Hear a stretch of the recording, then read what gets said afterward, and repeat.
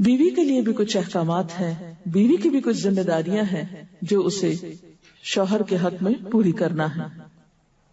پہلی ذمہ داری یہ کہ بیوی خوشی کے ساتھ شوہر کی اطاعت کرے.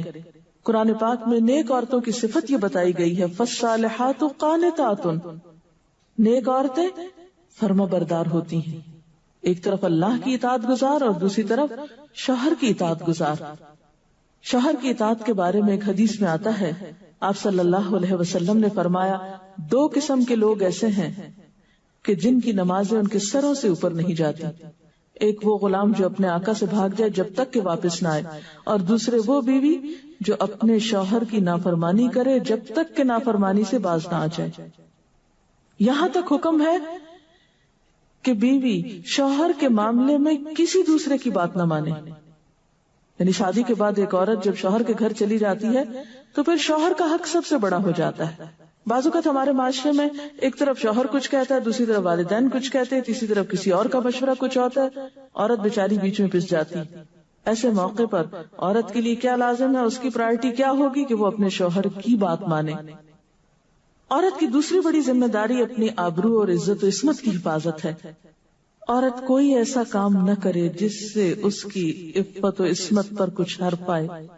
ازدواجی زندگی کی خوشی کا راز باہم ایک دوسرے پر اعتماد ہے. اگر کوئی بھی ایسا کام عورت کرتی ہے جس سے شوہر کے دل میں شک ہو جاتا ہے، اعتماد ختم ہو جاتا ہے، تو اس سے ازدواجی زندگی کی خوشیاں ختم ہو جاتی ہیں. یہ اعتماد بے حد ضروری ہے، اور اس کے لیے اپنی عزت عصمت کی خصوصی حفاظت. نبی صلی اللہ علیہ وسلم نے فرمایا، عورت جب 5 وقت کی نماز پڑھے، اپنی آبرو کی حفاظت کرے، اپنے شوہر کی فرما بردار رہے، تو وہ جنت کے جس دروازے سے چاہے داخل ہو جائے. اسی لیے شوہر کی اجازت اور مرضی کے بغیر گھر سے بھی نہیں نکلنا چاہیے. حضرت معاذ بن جبل کہتے ہیں کہ نبی صلی اللہ علیہ وسلم نے فرمایا، خدا پر ایمان رکھنے والی عورت کے لیے جائز نہیں کہ وہ اپنے شوہر کے گھر میں کسی ایسے کو آنے دے جس کا آنا شوہر کو پسند نہ ہو، اور ویسی صورت میں گھر سے نکلے جب اس کا نکلنا شوہر کو پسند نہ ہو. اطاعت کے علاوہ شوہر کو خوش رکھنا یہ بھی بے حد ضروری ہے. نبی صلی اللہ علیہ وسلم نے فرمایا، جس عورت نے اس حال میں انتقال کیا کہ اس کا شوہر اس سے خوش تھا تو وہ جنت میں داخل ہوگی. اور عموماً کسی کی خوشی کے لیے انسان اپنے جذبات کی قربانی دیتا ہے، بعض اوقات اپنی سوچ کی قربانی دیتا ہے، بعض اوقات اپنے کسی اور راحت و آرام کی قربانی دیتا ہے. تو ایک عورت جب اپنے شوہر کو خوش کرتی ہے تو جواباً اس کے لیے خوشی پلٹتی. اس لیے گھریلو زندگی کی خوشی کا انحصار اسی بات پر ہے کہ دونوں ایک دوسرے کے لیے قربانی کے جذبات رکھتے ہوں، ایک دوسرے کے لیے رحمت اور ایک دوسرے کے لیے مودت کا ذریعہ ہوں. جیسا کہ قرآن پاک میں شادی کا مقصد یہ بتایا گیا کہ دونوں کے درمیان باہم مودت اور رحمت کے جذبات ہوں، ایک دوسرے کے لیے سکون کا باعث ہوں، تاکہ انسانی زندگی بہترین طریقے پر رواں دواں رہے. اسی طرح شوہر سے محبت کا اظہار کرنا، اس کے ساتھ وفادار رہنا، اس کا احسان ماننا، یہ بھی بے حد ضروری ہے. حضرت اسماء کہتی ہیں کہ ایک بار نبی صلی اللہ علیہ وسلم میرے پاس سے گزرے، میں اپنی سہیلیوں کے ساتھ تھی. آپ نے ہمیں سلام کیا اور ارشاد فرمایا، تم پر جن کا احسان ہے ان کی ناشکری سے بچو. تم میں سے ایک اپنے ماں باپ کے گھر کافی دنوں تک بن بیاہی بیٹھی رہتی ہے، پھر اللہ تعالیٰ اس کو شوہر عطا کرتا ہے، اولاد دیتا ہے، اور ان سارے احسانات کے باوجود اگر کبھی کسی بات پہ شوہر سے ناراض ہوتی ہے تو کہہ اٹھتی ہے، میں نے تو کبھی تمہاری طرف سے کوئی بھلائی دیکھی ہی نہیں. یہ جملہ ناشکری کا جملہ ہے جو عورت کو نہیں بولنا چاہیے. قیامت کے دن اللہ تعالیٰ اس عورت کی طرف نظر رحمت اٹھا کر نہیں دیکھے گا جو شوہر کی ناشکری ہوگی. اور آخری بات یہ کہ عورت کے اوپر لازم ہے کہ وہ اپنے گھر بار، مال و اسباب اور اپنی ذمہ داریوں میں شوہر کی مددگار رہے، شوہر کی وفادار رہے.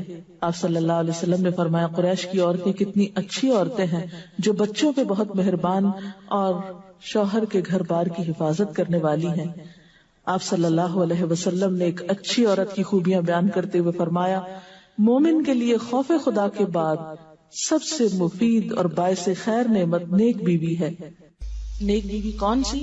اس کی کیا تعریف ہے کہ جب شوہر کوئی کام کہے تو خوشی سے کر دے، جب اس پہ نگاہ ڈالے تو اس کو خوش کر دے، اور جب اس کے بھروسے پہ قسم کھا بیٹھے تو قسم پوری کر دے، اور جب کہیں چلا جائے تو اس کے پیچھے اپنی عزت و آبرو کی حفاظت کرے، اور شوہر کے مال اور اسباب میں اس کی خیر خواہ رہے، اس کو ضائع نہ کرے۔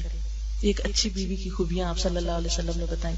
اور پھر آخری چیز صفائی ستھرائی، سلیقہ، شوہر کے لیے زیب و زینت کا اہتمام، یہ چیزیں بھی ازدواجی زندگی میں خوبصورتی پیدا کرتی ہیں، اور اس کا بھی اہتمام جو ہے پھر ایک عبادت ہو جاتا ہے۔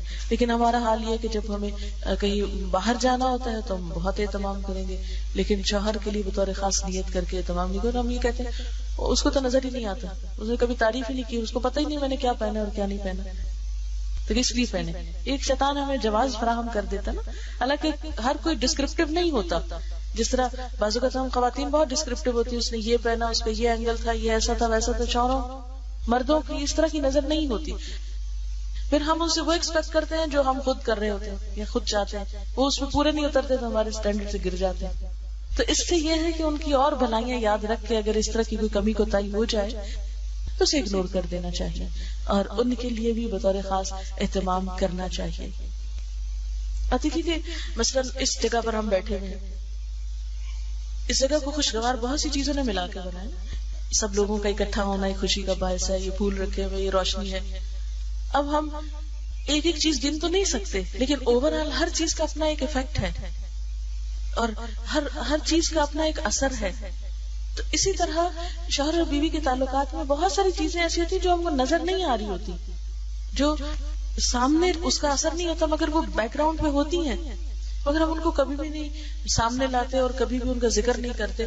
تو ہمیں ان معاملات میں تھوڑی کوشش کر کے کچھ احسانات کا کبھی زبان سے اگر بول دیں گے تو اس سے کچھ کمی نہیں ہوتی، لیکن دوسرے کا دل جیتا جاتا ہے، اور دوسرے کا دل خوش کرنا تو بہت بڑی عبادت ہے، اور اس کا آغاز اگر گھر سے ہو تو اور اچھا ہے، کیونکہ گھر والوں کو خوشیاں دینے سے خود خوشیاں اپنے آپ پہ پلٹتی، دے کر زیادہ ملتی ہیں، لیتے وہی ہیں جو دینا جانتے ہیں۔